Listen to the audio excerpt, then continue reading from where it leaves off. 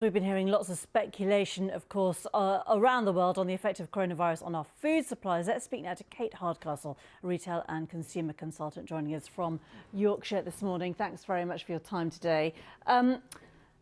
Those people who are stockpiling, isn't there some common sense wisdom on getting some food supplies in, some household supplies in, at least for, a couple of weeks? I think if we understand the reason and the rationale behind the mindset, I think it is understandable that people want to almost try and get in control of the situation. They hear the news constantly talking about something they're worried about. They want to provide in the best way for their families. So to them, to build up stocks in their house to be able to provide for those families, it might not be logical, but it's something that they feel emotional is something they can actively do about the situation.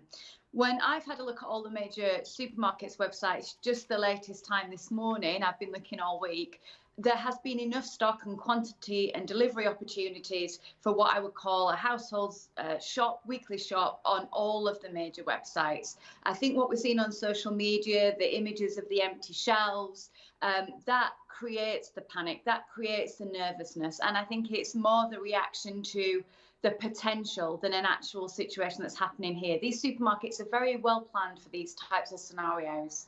Matt Hancock did say that there was no need to sort of panic buy, and yet that line was contradicted, wasn't it? We heard from one supermarket boss that they hadn't actually heard from the government. So, the question is, for how long are supermarkets well stocked if this crisis, deepens in this country and goes on for some time?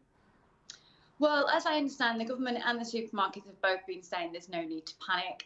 Whether they're speaking or not in enough detail is to be found out. But I think what I can see from the stock levels, I've travelled up and down the country this week, different shops have different amounts available. I think that what we've got to try and reassure people on is that the contingency teams, the planners within these organisations are just the same teams that had to come to effect when we were talking about things like a hard Brexit last year.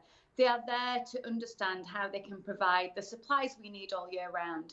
Now, they have staged plans that are brought in step by step should things start to change. And they would include things like perhaps a limited number of things per household, or could see perhaps shop hours changing. But at the moment, again, there's no word that this is going to be brought into effect. Indeed, there's actually nothing on the websites of these operators. So I think the conversation that probably needs to be had is more about the home delivery services, where I have noticed that there's a slight delay in the time slots you might usually be able to book. It seems to have extended a little bit, and that could be people concerned, so they want to book more deliveries in sooner.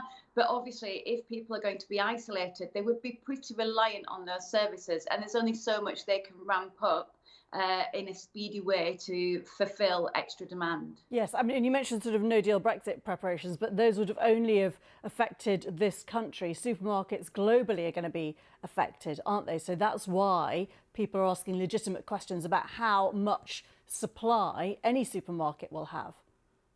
And that's right. It's the balance of what we produce here in the UK and what we rely on externally as well. I think certainly when you look into the bigger economic picture, there's going to be an effect on this. And we know that from the fact that we are reliant for a lot of non-food goods from China, component parts from China.